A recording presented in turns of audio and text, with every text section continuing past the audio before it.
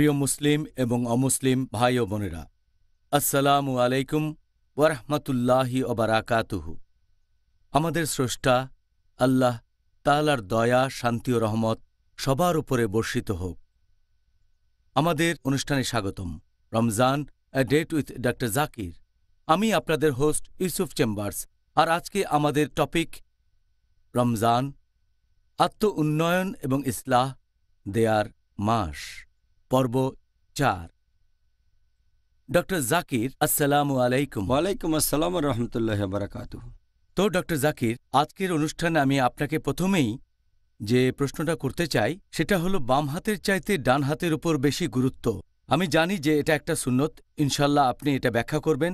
আপনি কি এটা বলবেন যে ডান হাতকে কেন এত বেশি গুরুত্ব দেওয়া হয় বিভিন্ন রকম কাজে, যেমন খাওয়া দাওয়া, শুভেচ্ছা আর অন্যান্য কাজে, অন্যদিকে বাম হাতকে মোটেই গুরুত্ব দেওয়া হয় না? আলহামদুলিল্লাহ ওয়াসসালাতু ওয়াসসালাম আলা রাসূলিল্লাহ ওয়া আলা আলি ওয়া সাহবি আজমাইন, আম্মা বাদ। আউযু বিল্লাহি মিনাশ শাইতানির রাজিম। বিসমিল্লাহির রহমানির রহিম। রব্বি ইশরাহ লি সাদরি ওয়া ইয়াসসির লি আমরি ওয়াহলুল উকদাতাম মিন লিসানি ইয়াফকাহু কাওলি। আমাদের ডান হাতকে বেশি গুরুত্ব দেওয়া হয়েছে ইসলাম ধর্মে। যে জিনিসগুলো সম্মানজনক, যে কাজ করা মুস্তাহাব, যেসব কাজে আশীর্বাদ পাবো, যে কাজগুলো ভালো, সেগুলো ডান হাতে করা উচিত। আর অন্যান্য কাজ যেমন পরিষ্কার করা ইত্যাদি, এগুলো বাম হাত দিয়ে করতে হবে। আর নবী মুহাম্মদ সাল্লাল্লাহু আলাইহি ওয়াসাল্লামের সুন্নাহ অনুযায়ী খাওয়া দাওয়া করবো ডান হাতে, পান করবো ডান হাতে, হ্যান্ডশেকও করবো ডান হাত দিয়ে। আর যখন কোনো পোশাক পরবো তখন আমরা ডান দিক থেকে আগে ঢোকাবো। শার্ট পরলে প্রথমে ডান হাত ঢোকাবো। যদি প্যান্ট পরি তাহলে আমরা ডান পা আগে ঢোকাবো। জুতা পরার সময় ডান পায়ে আগে পরব। আর একইভাবে আমরা যখন অজু করব ডান দিক থেকে আগে আসবে। প্রথমে ডান হাত, তারপর বাম হাত, প্রথমে ডান পা, তারপর বাম পা। যখন মসজিদে প্রবেশ করব তখন ডান পা আগে। যখন আপনার নামাজ শেষের দিকে সালাম ফেরানোর সময় ডান দিক আগে। কালো পাথর ছুঁতে গেলে ডান হাত আগে। চুল আঁচড়ানোর সময় ডান পাশ আগে। মোচ কাটার সময় প্রথমে ডান দিক। হাতে নখ কাটবো ডান হাত আগে। শরীরে অনাকাঙ্ক্ষিত চুল ফেলে দেবেন ডান দিক থেকে আগে। মাথা শেভ করার সময় এখানেও আগে ডান পাশ। টয়লেট থেকে বের হবার সময় প্রথমে ডান পা বের করতে হবে। যদি আপনি চোখে সুরমা দেন তাহলেও ডান চোখ আগে। আর হয়তো আপনি মিসওয়াক করছেন, দাঁতন দিয়ে দাঁত মাজা, এখানেও ডান দিক থেকে প্রথমে। তাহলে এগুলো আমাদের নবীর সুন্নত, নবীর কাছ থেকে শিখেছি। আর আগেও বলেছে যদি কিছু পরিষ্কার করেন অথবা যেটা সম্মানজনক না, সেগুলো করবেন বাম হাত দিয়ে। যেমন ধরেন যখন পোশাক খুলছেন তখন বাম দিক আগে, শার্ট খোলার সময় বাম হাত আগে, প্যান্ট খোলার সময় বাম পা আগে। আবার যখন জুতা খুলবেন এখানেও বাম পা প্রথমে। মসজিদ থেকে বের হওয়ার সময় প্রথমে বাম পা। তারপর টয়লেটে ঢোকার সময় প্রথমে বাম পা। যদি নিজেকে পরিষ্কার করেন, হয়তো টয়লেটে গিয়ে নিজের শরীর পরিষ্কার করছেন, এখানেও বাম হাত আগে। যদি নাক ঝাড়েন তা বাম হাত। তাহলে এই হচ্ছে পার্থক্য। আর অনেক সহিহ হাদিসে এই ব্যাপারটা বলা হয়েছে। এই হাদিসটার উল্লেখ আছে সহিহ বুখারীতে, খণ্ড নম্বর ৭, বুক অব ফুডস, হাদিস নাম্বার 5376। প্রিয় নবী মুহাম্মদ সাল্লাল্লাহু আলাইহি সাল্লাম বলেছেন, একটা ছোট ছেলেকে বলছেন যে খাওয়ার আগে বিসমিল্লাহ বলো, খাওয়া দাওয়া করার আগে আল্লাহর নাম নাও, ডান হাত দিয়ে খাও, সামনে যা আছে সেগুলো খাও। আরেকটা হাদিস সহিহ মুসলিমে, খণ্ড নম্বর ৩, বুক অব ড্রিঙ্কস, হাদিস নাম্বার 5010। নবী বলেছেন, লা তাকুলু বিশিমালি ফা ইন্না শাইতানা ইয়াকুলু বিশিমালি। যার মানে তোমরা বাম হাত দিয়ে খেও না, পান করো না, কারণ শয়তান বাম হাত দিয়ে খায় আর পান করে। আর এই কারণে আপনারা দেখবেন যে বেশিরভাগ মুসলিম যারা ধার্মিক সুন্নাহ মেনে চলে তারা কখনোই বাম হাত দিয়ে খায় না বা পান করে না। তবে সাধারণত আমরা যখন খাওয়া দাওয়া করি, হয়তো লাঞ্চ বা ডিনার আমরা খাই ডান হাত দিয়ে, তখন পানি খেতে চাইলে বেশিরভাগ লোক, কারণ তখন ডান হাতটা এঁটো থাকে, আর গ্লাস ধরে বাম হাত দিয়ে। কিন্তু নবীর হাদিসটা মানতে হবে, এই কারণে ডান হাত নিচে রাখে। আপনিও হয়তো দেখবেন যে সরাসরি বাম হাতে না খেয়ে গ্লাসটা ধরে বাম হাতে আর নিচে ডান হাত রাখে, যাতে বোঝায় ডান হাত দিয়ে পানি খাচ্ছে আর গ্লাস নোংরা হচ্ছে না। তবে শেখ নাসিরুদ্দিন আলবানী এটাতে আপত্তি জানিয়েছেন। তিনি বলেছেন, যদি কোনো হাদিসে বলা থাকতো যে ডান হাতে পান করো বা ডান হাতে খাও, তাহলে এই কাজটা সঠিক হতো। মুহাম্মদ সাল্লাল্লাহু আলাইহি ওয়াসাল্লামের হাদিস যেটা বলছে বাম হাতে খেও না বা পান করো না, কারণ শয়তান বাম হাতে খায় আর পান করে, তাই এখানে আপত্তি জানিয়েছেন। তিনি বলেছেন, যদিও ডান হাতে তখন এটো, তারপরও আপনি সেই গ্লাসটা ধরবেন ডান হাত দিয়ে, কারণ আপনার আত্মা নোংরা হওয়ার চেয়ে গ্লাস নোংরা হওয়াটা অনেক বেশি ভালো।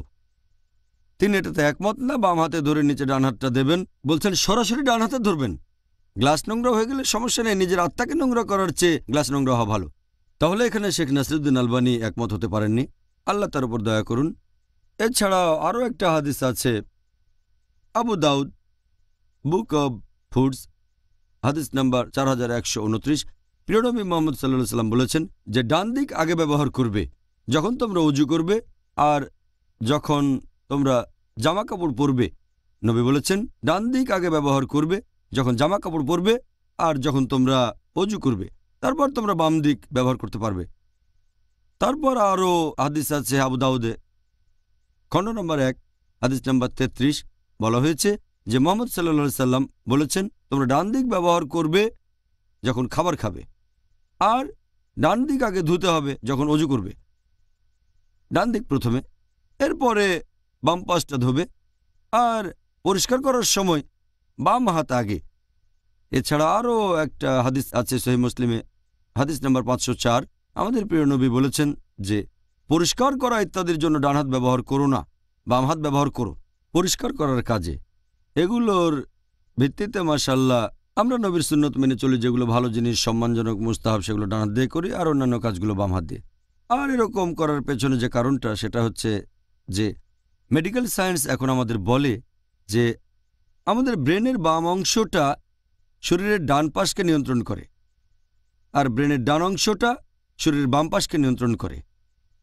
আর বিজ্ঞান এখন আমাদের বলে যে পৃথিবীর মানুষের প্রায় 90% তাদের ব্রেনের বাম অংশটাই বেশি সক্রিয় থাকে। এজন্য দেখবেন মানুষের মধ্যে প্রায় 90% হচ্ছে ডানহাতি, কারণ ব্রেনের বাম অংশটা বেশি সক্রিয়। তাই বেশিরভাগ মানুষই হোক মুসলিম বা অমুসলিম কাজ করে ডান হাতে। ইসলাম উৎসাহিত করেছে যে ভালো কাজগুলো করবে ডান হাত দিয়ে আর পরিষ্কার করার সময় বাম হাত দিয়ে। এর কারণ হলো সাধারণত বেশিরভাগ লোকের শুধু ব্রেনের বাম অংশটাই সক্রিয় থাকে যেহেতু আমরা ডানহাতি। তবে ইসলাম আমাদের ডান হাত ব্যবহার করতে উৎসাহিত করেছে শরীরের ডান অংশটা ভালো কাজের জন্য, পাশাপাশি বাম হাতও ব্যবহার করতে বলেছে সেই কাজের জন্য যেগুলো সম্মানজনক না, যেটা পুরোপুরি উল্টো। তাহলে এখানে একজন মানুষ ভালো কাজগুলো তার ডান হাত দিয়ে করছে, তবে বাম পাশটাও ব্যবহার করতে বাধ্য হচ্ছে। যেমন ধরেন মসজিদ থেকে বের হওয়ার সময় আগে বাম পা রাখতে হবে, টয়লেটে ঢোকার সময় আগে বাম পা দিয়ে ঢুকতে হবে। এখানে আমরা সচেতনভাবে চেষ্টা করছি। যেমন ধরেন যখন পোশাক খুলব সাধারণত মানুষ আগে ডান হাত খোলে, পরেও ডান দিক থেকে, আবার খোলার সময় ডান দিক থেকে। এটা একটা কমন অভ্যাস। আর এখানে আমরা ইচ্ছে করে সচেতনভাবে বাম দিক ব্যবহার করছি পোশাক খোলার সময়, বাম পা আগে আমাদের জুতা খোলার সময়। এভাবে আমরা ব্রেনের অন্য অংশটাকেও ব্যবহার করছি, যদিও ডান দিকে চেয়ে কম। এতে করে আমাদের ব্রেনের এক্সারসাইজ হয় আর এটা ব্রেনের জন্য ভালো। বৈজ্ঞানিক দিক থেকে এটা উপকারী, নবী নির্দেশ দিয়েছেন। তাই বেশিরভাগ কাজ ডান হাতে করি, তবে সচেতনভাবে বিশেষ কিছু কাজ বাম হাতে করে থাকি। এটা আমাদের ব্রেনের জন্য খুব ভালো এক্সারসাইজ। আরও একবার দেখলাম ইসলাম ধর্ম ভারসাম্য বজায় রাখে, আলহামদুলিল্লাহ। পরের প্রশ্ন, এই ব্যাপারে নিয়মটা কি? যদি কোনো লোক দাঁড়িয়ে কোনো কিছু পান করে, ইসলাম এ ব্যাপারে কি বলে? আপনি সব মিলিয়ে এরকম 6টা হাদিস পাবেন শুধুমাত্র সহিহ মুসলিমে যে মুসলিমদের দাঁড়িয়ে কোনো কিছু পান করা নিষেধ।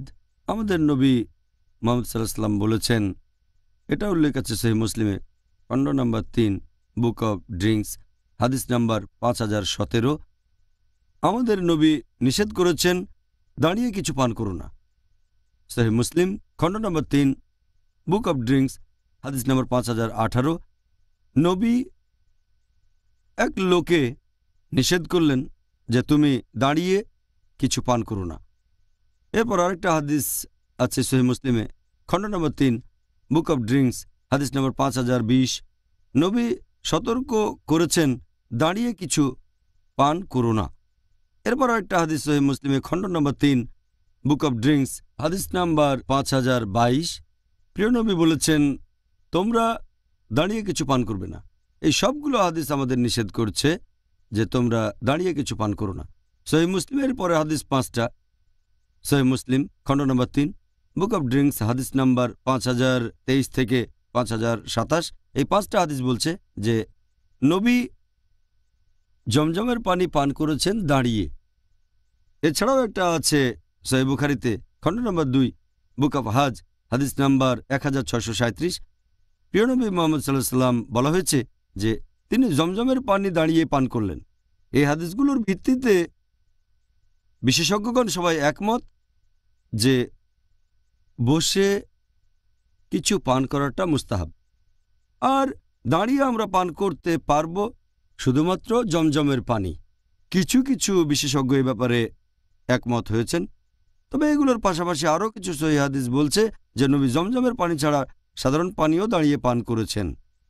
এটা আছে সহিহ বুখারীতে খণ্ড নম্বর 7 বুক অব ড্রিঙ্কস হাদিস নাম্বার 5615। বলা হয়েছে হযরত আলী রাদিয়াল্লাহু আনহু তিনি একটা মসজিদের সামনে দিয়ে হাঁটছিলেন, তখন দাঁড়িয়ে পানি পান করলেন। আর তিনি বললেন, আমি জানি অনেকে ভাবে এটাকে উৎসাহ দেওয়া হয়নি, এটা মাকরু যখন কেউ দাঁড়িয়ে কোনো কিছু পান করে, তবে আমি দেখেছি আমাদের নবী দাঁড়িয়ে পান করেছেন, এখন আমি যেভাবে পান করছি। এছাড়াও আরও একটা হাদিস, এটা আছে মুসনাদ আহমেদে খণ্ড নম্বর 1 হাদিস নম্বর 797। বলা হয়েছে যে হযরত আলী রাদিয়াল্লাহু আনহু একবার তিনি দাঁড়িয়ে পানি পান করছিলেন, তার দিকে সবাই তাকিয়েছিল, অনেকে ঘুরে তাকালো। তখন তিনি বললেন যে তোমরা আমার দিকে তাকাচ্ছ কেন? আমি সেটা করছি যেটা নবী করেছেন। আমি দাঁড়িয়ে পান করছি কারণ নবীকে দাঁড়িয়ে পান করতে দেখেছি। আমি বসেও পান করি কারণ আমি নবীকে বসে পান করতে দেখেছি।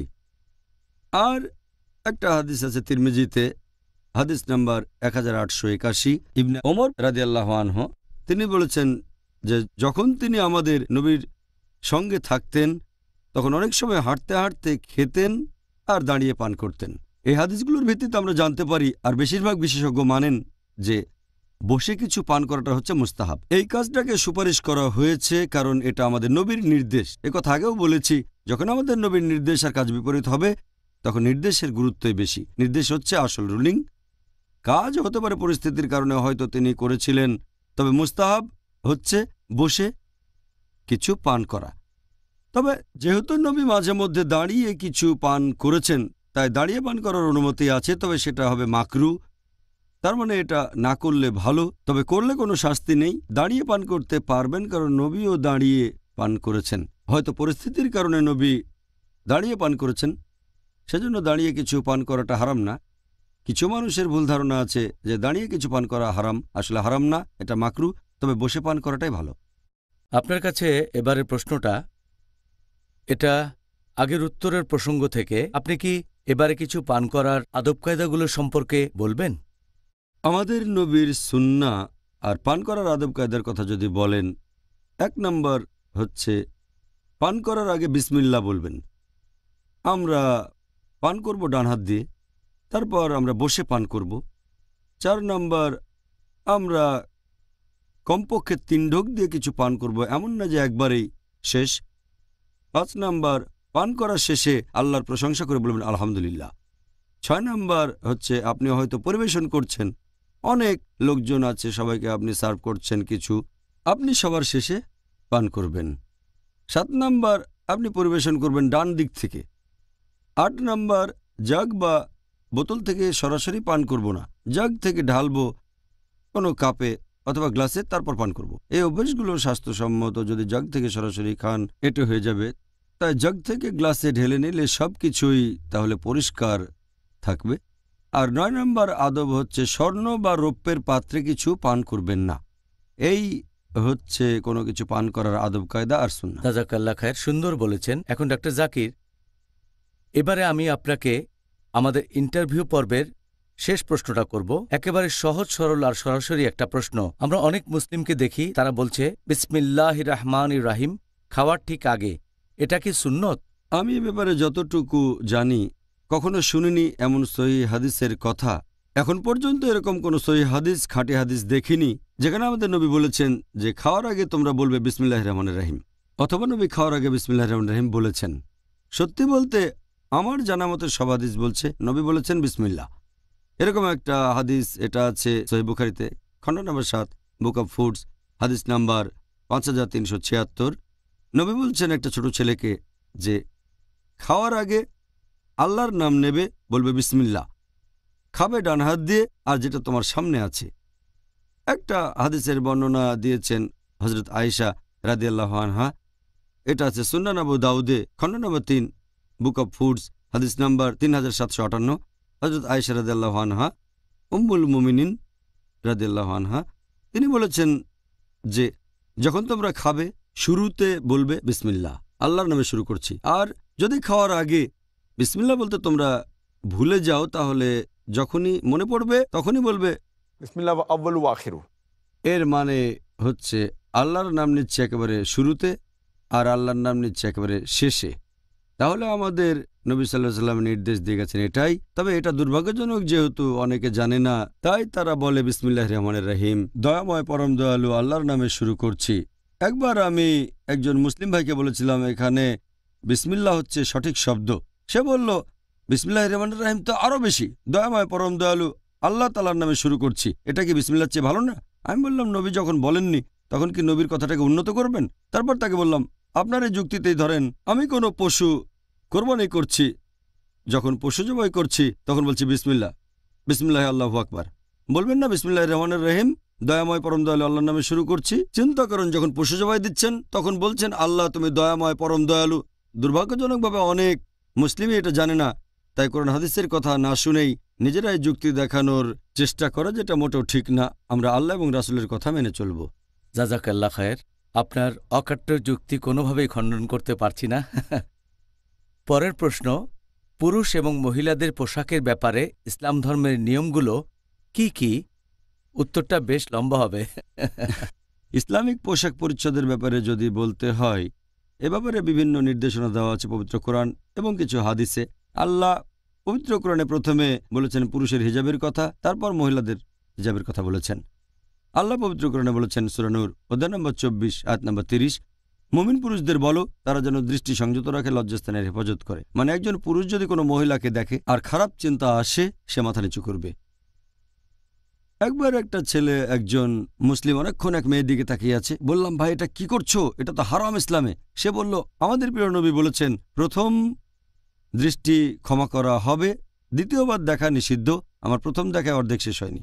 তার মানে এই না যে 10 মিনিট ধরে অপলক দেখে তারপর বলবেন প্রথম দেখাটা আমার শেষ হয়নি। এরপরে আসবে পোশাক পরিচ্ছদ, এরপরের আয়াতে মহিলাদের হিজাবের কথা বলা হয়েছে। পবিত্র কোরআনে সূরা নূর অধ্যায় 24 আয়াত 31, মুমিন নারীদের বলো তারা যেন দৃষ্টি সংযত রাখে, লজ্জাস্থানে হেফাজত করে। সাধারণত যা প্রকাশ থাকে তা ব্যতীত যেন সৌন্দর্য প্রদর্শন না করে, কাপড় দিয়ে গ্রীবা আর বক্ষদেশ ঢেকে দেয়, আর তাদের সৌন্দর্য প্রকাশ করবে স্বামী বা ছেলের কাছে। এখানে মাহরামের একটা তালিকা দেওয়া হয়েছে, মহিলার নিকটাত্মীয় যাদের বিয়ে করতে পারবে না। সত্যি বলতে পুরুষ ও মহিলাদের হিজাব পালনের মোট 6টা ক্যাটাগরি আছে। প্রথমটা সীমা, পুরুষদের জন্য নাভি থেকে হাঁটু পর্যন্ত, মহিলাদের ক্ষেত্রে পুরো শরীর ঢাকা থাকবে, যে অংশটুকু দেখানো যেতে পারে মুখমণ্ডল আর কবজি পর্যন্ত হাত। আবার অনেক বিশেষজ্ঞ বলেন এগুলো ঢেকে রাখতে হবে। বাকি 5টা ক্যাটাগরি পুরুষ মহিলাদের জন্য সমান। দ্বিতীয়টা, যে পোশাকটা পরবে সেটা এমন আঁটোসাঁটো হবে না যাতে শরীরের গড়ন বোঝা যায়। 3 নম্বর, যে পোশাক পরবেন সেটা খুব স্বচ্ছ হবে না যাতে ভেতর দেখা যায়।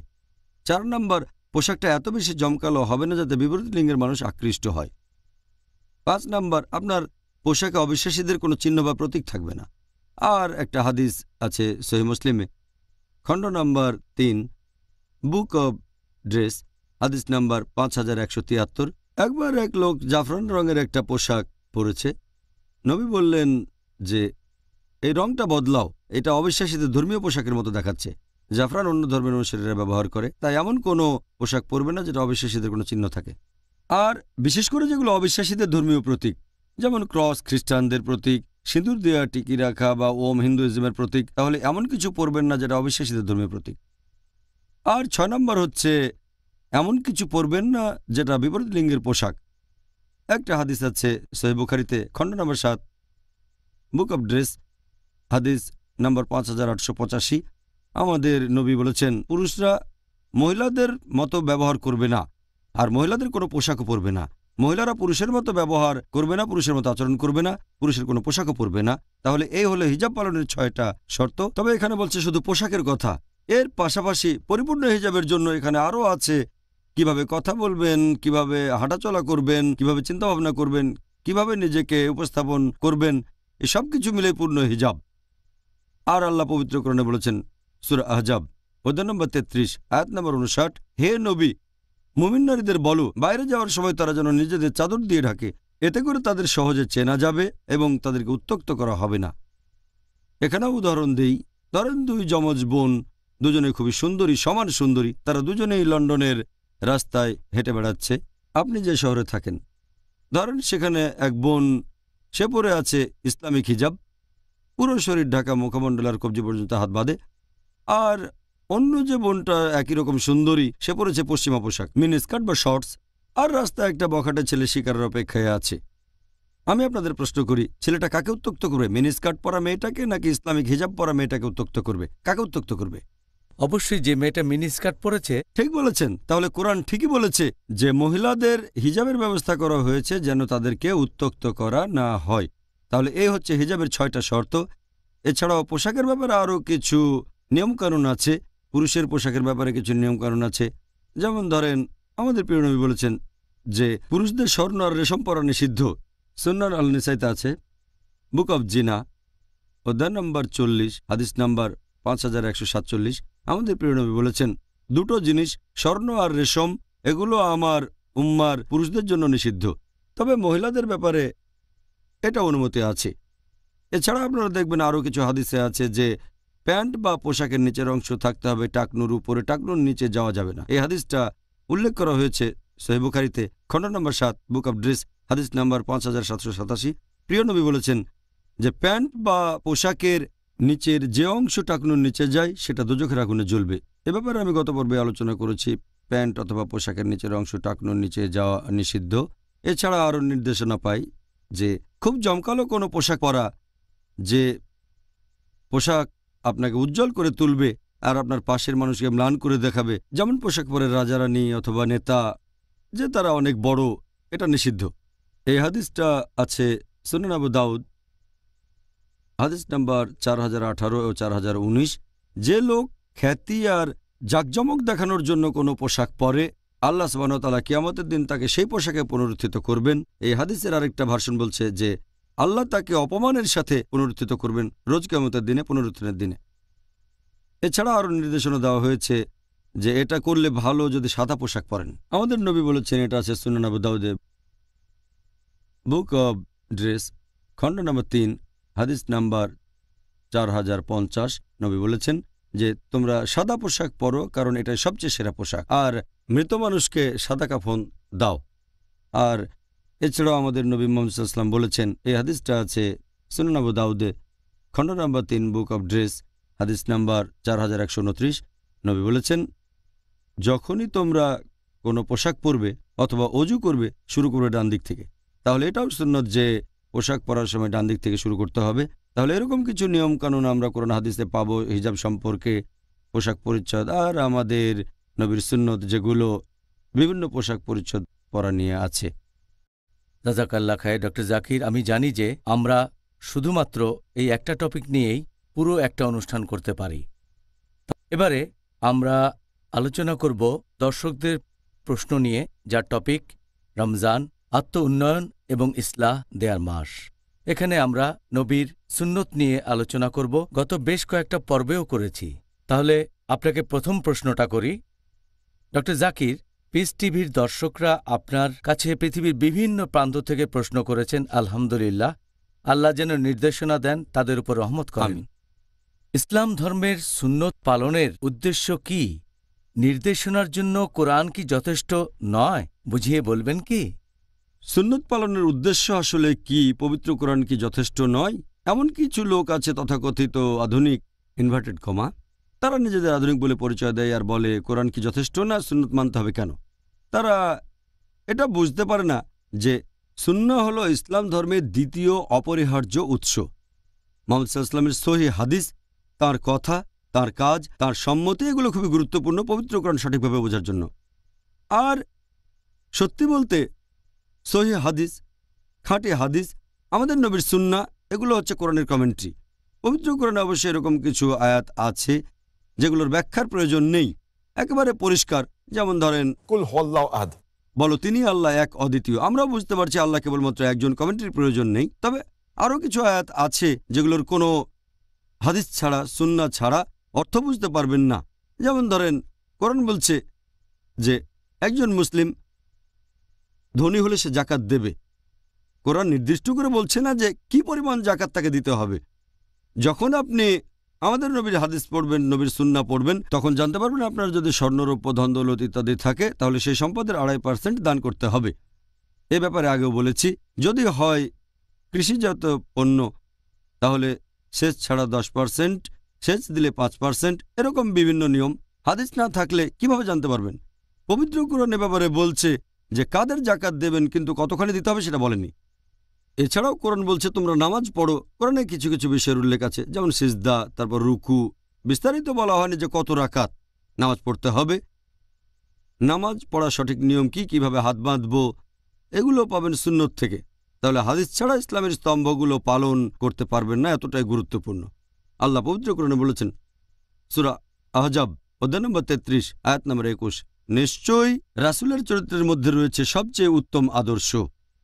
আর এজন্য আল্লাহ পবিত্র কোরআনে অনেক জায়গায় এই কথা বলেছেন, যেমন সূরা নিসা অধ্যায় নম্বর 4 আয়াত নম্বর 59 যে আতিউল্লাহ ওয়া আতিউর রাসূল, আল্লাহ এবং তার রাসূলকে মান্য করো। তার মানে যদি আল্লাহকে মেনে চলতে চান তাহলে রাসূলকেও মানতে হবে, আর রাসূলকে মানা মানে আল্লাহ সুবহানাহু ওয়া তাআলাকে মেনে চলা। সেজন্য সুন্নাহ হলো অপরিহার্য। কোরআনের কিছু আয়াত আছে যেগুলোর ব্যাখ্যা আমরা কোরআনের ভেতরেই পাব, তবে অনেক ক্ষেত্রে কোরআনের আয়াত ব্যাখ্যা করার জন্য হাদিস একেবারে অপরিহার্য। যেমন ধরেন, বোঝার সুবিধার জন্য আমি একটা উদাহরণ দিচ্ছি। আল্লাহ পবিত্র কোরআনে বলেছেন সূরা মাইদা অধ্যায় নম্বর 5 আয়াত নম্বর 38, একজন চোর হোক সে পুরুষ অথবা নারী, তাদের হাত কেটে ফেলো, আল্লাহ তাআলার পক্ষ থেকে এটাই আদর্শ দণ্ড। তার মানে কেউ যদি কোনো কিছু চুরি করে, না বলে কোনো কিছু নিয়ে যায়, পবিত্র কোরআন অনুযায়ী তার হাত কেটে ফেলো।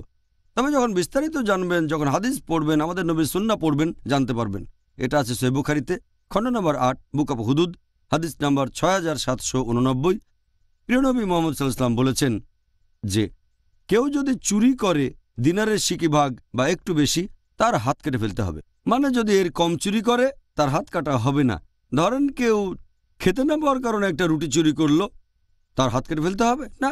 আর সেই এলাকার শাসকের অথবা সেখানকার খলিফার দায়িত্ব সেই লোকের চাহিদা পূরণ করা। তবে কেউ আনন্দ করার জন্য চুরি করলে সেটা হারাম, হাত কেটে ফেলতে হবে।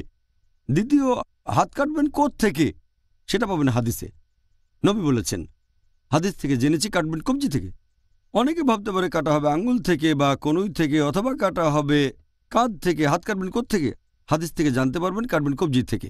কোরআন থেকে এরকম আরও উদাহরণ দেয়া যায় যেখানে সুন্নাহ জানতেই হবে। যেমন ধরেন, আল্লাহ পবিত্র কোরআনে বলেছেন সূরা নিসা অধ্যায় নম্বর 4 আয়াত নম্বর 101, যখন দেশ বিদেশে ভ্রমণ করবে তখন দোষ দেওয়া হবে না যদি সালাত সংক্ষিপ্ত করো। হতে পারে মুশরিকের ভয়ে তারা আক্রমণ করতে পারে। নিশ্চয়ই অবিশ্বাসীগণ তোমাদের প্রকাশ্য শত্রু।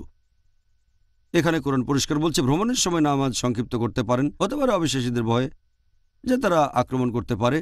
আরও একটা হাদিস, এটা আছে সহিহ মুসলিমে খণ্ড নাম্বার 1 হাদিস নাম্বার 1461। সেখানে একজন সাহাবী হযরত ওমর রাদিয়াল্লাহু আনহুকে জিজ্ঞেস করলেন, পবিত্র কোরআনের আয়াত বলছে যে ভ্রমণের সময় তোমরা নামাজ সংক্ষিপ্ত করতে পারো যদি শত্রুকে ভয় পাও, কিন্তু এখন তো কোনো শত্রু নেই, এখনও কেন সংক্ষেপ করব?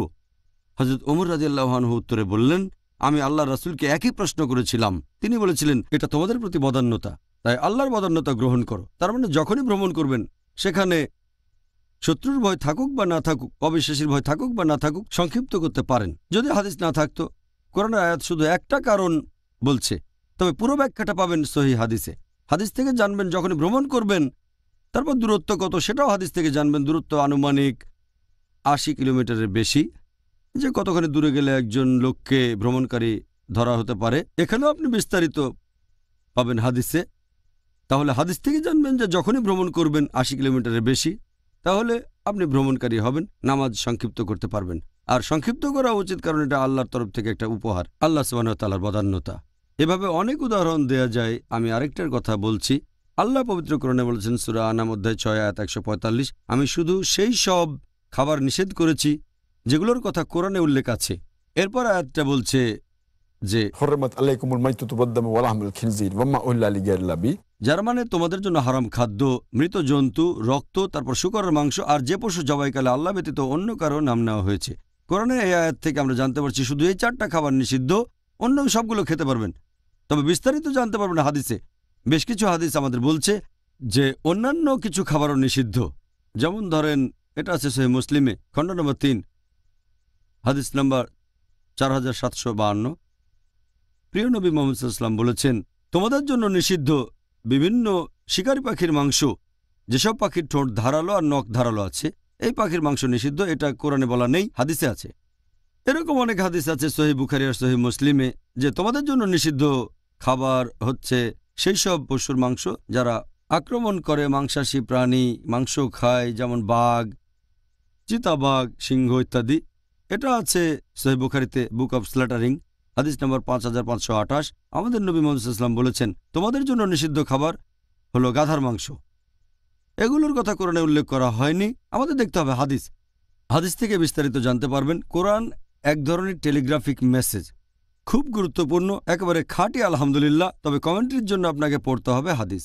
এই কারণে হাদিস একেবারে অপরিহার্য, এটা অবশ্যই লাগবে। এজন্য আমাদের প্রিয় নবী বলেছেন, এই হাদিসটা আছে মুস্তাদরাক আল হাকিমে, হাদিস নাম্বার 319। নবী বলেছেন, আমি পেছনে রেখে যাচ্ছি কোরআন এবং আমার দৃষ্টান্ত, আমার সুন্নাহ।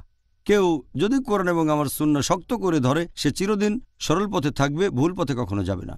তাহলে সুন্নাহ হচ্ছে ইসলাম ধর্মের দ্বিতীয় অপরিহার্য উৎস। এটা না থাকলে ইসলাম ধর্মকে পুরোপুরি বুঝতে পারবেন না। তাহলে এই হাদিস না থাকলে আমরা কোরআনের অনেক কিছুই বুঝতে পারতাম না। আপনি খুব সুন্দরভাবে আমাদেরকে বলেছেন ডক্টর জাকির।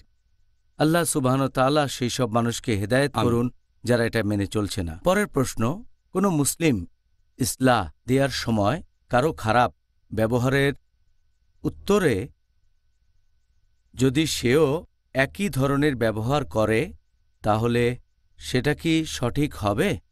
যদি এই প্রসঙ্গে বলেন যে একজন মানুষ ইসলাহ দিচ্ছে অথবা দাওয়াত দিচ্ছে, এ ব্যাপারে নির্দেশনা পাবেন কোরআনে। আল্লাহ পবিত্র কোরআনে বলেছেন, সূরা নাহল অধ্যায় নম্বর 16 আয়াত নম্বর 125, উদু ইলা সাবিলি রাব্বিকা বিল হিকমা ওয়াল মাউইযাতিল হাসানা ওয়াজাদিলুম বিল্লাতি আহসান। যার মানে মানুষকে তোমার প্রতিপালকের পথে আহ্বান করো, সদুপদেশ ও হিকমত দ্বারা তাদের সাথে তর্ক করো, তাদের যুক্তি দেখাও সবচেয়ে উত্তম ও গ্রহণযোগ্য পন্থায়। তাহলে আপনি যদি দাওয়ার কথা বলেন অথবা ইসলার কথা বলেন, সেটা করব হিকমা আর হুসনার সাথে, সবচেয়ে উত্তম আর গ্রহণযোগ্য পন্থায়, হিকমতের সাথে। ধরেন আপনি কথা বলছেন মুসলিম বা অমুসলিমের সাথে আর ইসলাম বা দাওয়া দিচ্ছেন, হয়তো সে রেগে গিয়ে অভিশাপ দিল অথবা গালাগালি করতে লাগলো, তারপরও আমরা তাকে ভালোবাসবো, আমাদের নবী যেটা করে গেছেন। আর আমাদের নবীর জীবনে এরকম দেখবেন যে অনেক সময় অমুসলিমরা নবীকে বিপদের মধ্যে ফেলেছিল, নবী অন্যদের মতো করে প্রতিশোধ নেননি। এরকম আরও অনেক উদাহরণ পাবেন, যেমন এটা আছে সহিহ বুখারীতে, হাদিস নাম্বার 6030, যে একবার এক ইহুদি নবীর কাছে এসে তাকে বলল, আসসালাম আলাইকুম। আসসালাম আলাইকুমের মানে হচ্ছে আপনার মৃত্যু হোক। নবী তাকে উত্তরে বললেন, তোমার বেলায়ও। হযরত আয়েশা রাদিয়াল্লাহু আনহা, আমাদের নবীর স্ত্রী, তিনি এটা শুনলেন আর খুব রেগে গেলেন। তিনি সেই ইহুদিকে বললেন, তোমার উপর আল্লাহর অভিশাপ পড়ুক, তোমার উপর আল্লাহর ক্রোধ পড়ুক। তিনি খুবই রেগে গিয়েছিলেন। নবী তখন তাকে বললেন যে তোমার শান্ত হওয়া উচিত, নম্র হওয়া উচিত, রেগে যাওয়া উচিত না। হযরত আয়েশা রাদিয়াল্লাহু আনহা বললেন যে আপনি কি শুনেছেন সে কি বলেছে? নবী তখন বললেন, তুমি কি আমার উত্তরটা খেয়াল করেছ? আর আমার দোয়া আল্লাহ কবুল করবেন, ওদের দোয়া কবুল করা হবে না। এভাবেই আমাদের নবী মানুষের সাথে ব্যবহার করেছেন। এরপর আরেকটা হাদিস সহিহ মুসলিমে, খণ্ড নম্বর 4, হাদিস নম্বর 6280, যে মানুষটা ন্যায়নিষ্ঠ তার অভিশাপ দেয়া উচিত না। তার মানে যে লোক আন্তরিক, একজন বিশ্বাসীর এটা করা উচিত না। বিশ্বাসী মুসলিমের অন্যকে অভিশাপ দেওয়া উচিত না, অভিশাপ, বকাঝকা, গালমন্দ করা ইত্যাদি। আর এই হাদিসটা আছে তিরমিজিতে, হাদিস নাম্বার 2019, যে একজন বিশ্বাসীর অন্যকে অভিশাপ দেওয়া উচিত না। অন্যকে অভিশাপ দেওয়াটা একজন বিশ্বাসীকে মানায় না। আর এজন্য নবী সবসময় বলতেন যে, অনেকবার তিনি কথা বলেছেন যে আমি এসেছি দয়া আর আশীর্বাদ হিসেবে, কাউকে অভিশাপ দিতে আমি আসিনি। তাহলে বুঝতে পারছেন আমাদের এই দৃষ্টান্ত অনুসরণ করতে হবে। আর আল্লাহ পবিত্র কোরআনে বলেছেন সূরা আহজাব অধ্যায় নম্বর 33 আয়াত নম্বর 21, নিশ্চয়ই নবীর চরিত্রের মধ্যে রয়েছে সবচেয়ে উত্তম আদর্শ। যখন দাওয়া দেব অথবা ইসলাহ দেব, আমরা কখনো রেগে যাব না, প্রতিশোধ নিতে চাইব না, তাদের মন জিতে নেব। প্রতিশোধের চেয়ে মন জিতে নেওয়া অনেক ভালো। আমরা হব দয়ালু, নরম আর ক্ষমাশীল। জাযাকাল্লাহ খায়। ডক্টর জাকির, কোনো মুসলিম ইসলাহ দেওয়ার সময় কারো খারাপ ব্যবহারের উত্তরে যদি সেও একই ধরনের ব্যবহার করে তাহলে সেটা কি সঠিক হবে? যদি এই প্রসঙ্গে বলেন যে একজন মানুষ ইসলা দিচ্ছে অথবা দাওয়া দিচ্ছে, এ ব্যাপারে নির্দেশনা পাবেন কোরআনে। আল্লাহ পবিত্র কোরআনে বলেছেন, সূরা নাহল অধ্যায় নম্বর 16 আয়াত নম্বর 125, উদু ইলা সাবিল রাব্বিকা বিল হিকমা ওয়াল মাউইজাতিল হাসানা ওয়াজাদিলুম বিল্লাতি আহসান। যার মানে মানুষকে তোমার প্রতিপালকের পথে আহ্বান করো, সদুপদেশ ও হিকমত দ্বারা তাদের সাথে তর্ক করো, তাদের যুক্তি দেখাও সবচেয়ে উত্তম ও গ্রহণযোগ্য পন্থায়। তাহলে আপনি যদি দাওয়ার কথা বলেন অথবা ইসলার কথা বলেন, সেটা করব হিকমা আর হুসনার সাথে, সবচেয়ে উত্তম আর গ্রহণযোগ্য পন্থায় হিকমতের সাথে। ধরেন আপনি কথা বলছেন মুসলিম বা অমুসলিমের সাথে আর ইসলাম বা দাওয়া দিচ্ছেন, হয়তো সে রেগে গিয়ে অভিশাপ দিল অথবা গালাগালি করতে লাগলো, তারপরও আমরা তাকে ভালোবাসবো। আমাদের নবী যেটা করে গেছেন, আর আমাদের নবীর জীবনে এরকম দেখবেন যে অনেক সময় অমুসলিমরা নবীকে বিপদের মধ্যে ফেলেছিল। আপনারা এই গল্পটা জানেন, এক মহিলা সবসময় নবীর পথে কাঁটা বিছিয়ে রাখত। নবী সে পথে গেলে মহিলা কাঁটা ছুঁড়ে মারত নবীর দিকে। তারপর একদিন নবী দেখলেন রাস্তায় কোনো কাঁটা নেই। নবী ভাবলেন এই অমুসলিম মহিলা আজ কাঁটা ছুঁড়ে মারছে না কেন। নবী তখন দেখতে গেলেন যে সেই মহিলার কি হয়েছে। তারপর দেখলেন যে মহিলা অসুস্থ। নবী তখন মহিলার জন্য দোয়া করলেন। মহিলা এতটাই খুশি হলো যে ইসলাম গ্রহণ করল। নবী অন্যদের মতো করে প্রতিশোধ নেননি। এরকম আরও অনেক উদাহরণ পাবেন, যেমন এটা আছে সহিহ বুখারীতে হাদিস নাম্বার 6030, যে একবার এক ইহুদি নবীর কাছে এসে তাকে বলল, আসসালাম আলাইকুম। আসসালাম আলাইকুমের মানে হচ্ছে আপনার মৃত্যু হোক। নবী তাকে উত্তরে বললেন, তোমার বেলায়ও। হযরত আয়েশা রাদিয়াল্লাহু আনহা আমাদের নবীর স্ত্রী, তিনি এটা শুনলেন আর খুব রেগে গেলেন। তিনি সেই ইহুদিকে বললেন, তোমার উপর আল্লাহর অভিশাপ পড়ুক, তোমার উপর আল্লাহর ক্রোধ পড়ুক। তিনি খুবই রেগে গিয়েছিলেন। নবী তখন তাকে বললেন যে তোমার শান্ত হওয়া উচিত, নম্র হওয়া উচিত, রেগে যাওয়া উচিত না। হযরত আয়েশা রাদিয়াল্লাহু আনহা বললেন যে আপনি কি শুনেছেন সে কি বলেছে? নবী তখন বললেন, তুমি কি আমার উত্তরটা খেয়াল করেছ? আর আমার দোয়া আল্লাহ কবুল করবেন, ওদের দোয়া কবুল করা হবে না। এভাবেই আমাদের নবী মানুষের সাথে ব্যবহার করেছেন। এরপর আরেকটা হাদিস সহিহ মুসলিমে খণ্ড নম্বর 4 হাদিস নম্বর 6280, যে মানুষটা ন্যায়নিষ্ঠ তার অভিশাপ দেয়া উচিত না। তার মানে যে লোক আন্তরিক, একজন বিশ্বাসীর এটা করা উচিত না। বিশ্বাসী মুসলিমের অন্যকে অভিশাপ দেওয়া উচিত না। অভিশাপ, বকাঝকা, গালমন্দ করা ইত্যাদি। আর এই হাদিসটা আছে তিরমিজিতে হাদিস নাম্বার 2019, যে একজন বিশ্বাসীর অন্যকে অভিশাপ দেওয়া উচিত না। অন্যকে অভিশাপ দেওয়াটা একজন বিশ্বাসীকে মানায় না। আর এজন্য নবী সবসময় বলতেন যে অনেকবার তিনি কথা বলেছেন যে আমি এসেছি দয়া আর আশীর্বাদ হিসেবে, কাউকে অভিশাপ দিতে আমি আসিনি। তাহলে বুঝতে পারছেন আমাদের এই দৃষ্টান্ত অনুসরণ করতে হবে। আর আল্লাহ পবিত্র কোরআনে বলেছেন সূরা আহজাব অধ্যায় নম্বর 33 আয়াত নম্বর 21, নিশ্চয়ই নবীর চরিত্রের মধ্যে রয়েছে সবচেয়ে উত্তম আদর্শ। যখন দাওয়া দেব অথবা ইসলাহ দেব, আমরা কখনো রেগে যাব না, প্রতিশোধ নিতে চাইব না, তাদের মন জিতে নেব। প্রতিশোধের চেয়ে মন জিতে নেওয়া অনেক ভালো। আমরা হব দয়ালু, নরম আর ক্ষমাশীল। জাজাকাল্লাহ খায় ডক্টর জাকির। আপনার কাছে এবারে পরের প্রশ্ন, কেউ আত্মহত্যা করলে ইসলামে নিয়মটা কী ধরনের? আর এছাড়াও যে আত্মহত্যা করেছে তার শাস্তি কমানোর ব্যাপারে তার বাবা মা কী ব্যবস্থা নিতে পারবেন? আত্মহত্যা করার ব্যাপারটা নিয়ে যদি বলতে হয়, এ ব্যাপারে আগেও বলেছি যে এটা হচ্ছে অন্যতম একটা গুরুতর পাপ। এই মত দিয়েছেন ইমাম আজ-জাহাবি তার বই আল কাবায়েরে। তিনি আত্মহত্যাকে রেখেছেন 29 নম্বরে 70টা বড় পাপের মধ্যে। আর আল্লাহ পবিত্র কোরআনে বলেছেন সূরা বাকারা অধ্যায় নম্বর 2 আয়াত নম্বর 195, তোমরা তোমাদের নিজের হাতে নিজেদেরকে ধ্বংস করো না। খুব পরিষ্কারভাবে বলছে যে আত্মহত্যা করা ইসলামে নিষিদ্ধ। এছাড়া অনেক সহিহ হাদিসে সম্পর্কে বলা হয়েছে। এটা আছে সহিহ বুখারীতে খণ্ড নম্বর 7 হাদিস নম্বর 5778, যেখানে আমাদের নবী মুহাম্মদ সাল্লাল্লাহু আলাইহি ওয়াসাল্লাম বলেছেন যে কেউ যদি পাহাড়ের উপর থেকে লাফ দেয় আর নিচে পড়ে মারা যায়, সে চিরকাল দোজখের আগুনে এভাবে পতিত হতে থাকবে। আর কেউ যদি বিষপান করে মারা যায়, সে দোজখের ভেতরে একটা বিষের বোতল নিয়ে বারবার পান করবে আর বারবার মারা যেতে থাকবে। কেউ যদি নিজেকে ছুরি মারে, তাহলে সে দোজখের ভেতরেও নিজেকে ছুরি মারবে চিরকাল। আর আবারও আল্লাহ রাসূল একই কথা বলেছেন, আছে সহিহ বুখারীতে খণ্ড নম্বর ৮ হাদিস নম্বর ৬০৪৭। আমাদের প্রিয় নবী মুহাম্মদ সাল্লাল্লাহু আলাইহি ওয়াসাল্লাম বলেছেন যে যদি কোনো লোক আত্মহত্যা করে, সে নিজেকে মেরে ফেলে, দোজখের আগুনে সে একই কাজ করবে বারবার। দোজখে সে একই কাজ করতে থাকবে। সে যেভাবে আত্মহত্যা করেছে সেই কাজটাই দোজখে বারবার করতে থাকবে। আমাদের প্রিয় নবী মুহাম্মদ সাল্লাল্লাহু আলাইহি ওয়াসাল্লাম বলেছেন, এটা আছে সহিহ বুখারীতে খণ্ড নম্বর ৪ হাদিস নম্বর ৩৪৬৩, যে এক লোকের হাতে একটু ক্ষত ছিল, এটার কারণে সে খুব যন্ত্রণা পাচ্ছিল আর অধৈর্য হয়ে গেল। তখন একটা ছুরি নিয়ে হাতটা কেটে ফেলল, তারপর রক্তক্ষরণে সে মারা গেল। আর নবী তখন বললেন, যেহেতু লোকটা অধৈর্য ছিল আর নিজেকে হত্যা করেছে, সে কখনোই বেহেশতে যেতে পারবে না। একই রকমের আরেকটা হাদিস আছে সহিহ মুসলিমে খণ্ড নম্বর ২ বুক অব সালাহ হাদিস নম্বর 2133। এক লোককে নবীর কাছে আনা হলো যে আত্মহত্যা করেছে চ্যাপ্টা মাথার একটা বর্ষা দিয়ে। লোকটা আত্মহত্যা করেছে, নবীর কাছে আনা হলো, আর নবী তার জানাজার নামাজ পড়লেন না। এখান থেকে জানতে পারছি আত্মহত্যা গুরুতর পাপ। তবে তার মানে এই না, এই হাদিসটা আর একটু পড়লে জানবেন সাহাবীগণ তার জানাজার নামাজ পড়েছিলেন। ব্যাপারটা এমন না যে কেউ আত্মহত্যা করলে সেটা শিরকের সমান পাপ হবে। আত্মহত্যা সবচেয়ে বড় গুনাহ না, বড় গুনাহ, গুরুতর গুনাহ। তবে এই গুনাহ এটা কুফরির সমান না।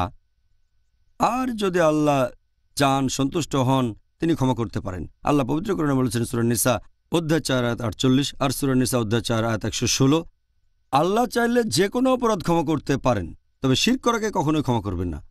তাই এই ধরনের ক্ষেত্রে যদি কেউ আত্মহত্যা করে সেটা গুরুতর পাপ। তবে সব মুসলিমকে বোঝানো উচিত, তারপরে কেউ আত্মহত্যা করলে অন্যান্য মুসলিমরা তার জন্য দোয়া করবে, মাগফিরাতের জন্য দোয়া, ক্ষমা প্রার্থনা করবে। আর আপনি প্রশ্ন করলেন তার বাবা মা কি করবে যাদের সন্তান আত্মহত্যা করেছে। বাবা মা তখন আল্লাহ তাআলার কাছে দোয়া করবে সন্তানকে মাফ করে দিতে যদি সে আত্মহত্যা করে থাকে। আর ইনশাআল্লাহ আল্লাহ তো রহমানুর রাহিম, আল্লাহ যদি চান ক্ষমা করতে পারেন। জাযাকাল্লাহ খায়ের, সুন্দর বলেছেন। আল্লাহ সুবহানাহু ওয়া তাআলা যেন তাদের ক্ষমা করেন যারা এভাবে ভুল করে নিজেদের ক্ষতি করেছে। এবারে আজকে দর্শকদের কাছ থেকে পাওয়া শেষ প্রশ্ন, যে কিছু মানুষ মনে করে এটা নাকি আবশ্যিক না যে আমরা সৎ কাজের নির্দেশ দেব আর অসৎ কাজের নিষেধ করব। তারা সূরা মাইদার একটা আয়াতের কথা বলে, অধ্যায় ৫ আয়াত ১০৫, হে মুমিনগণ, তোমাদের দায়িত্ব তোমাদের, তোমরা যদি সৎপথে পরিচালিত হও তাহলে পথভ্রষ্টরা তোমাদের কোনো ক্ষতি করতে পারবে না। এটাই তাদের যুক্তি। এটা কি সহি বা সঠিক ব্যাখ্যা নাকি ভুল?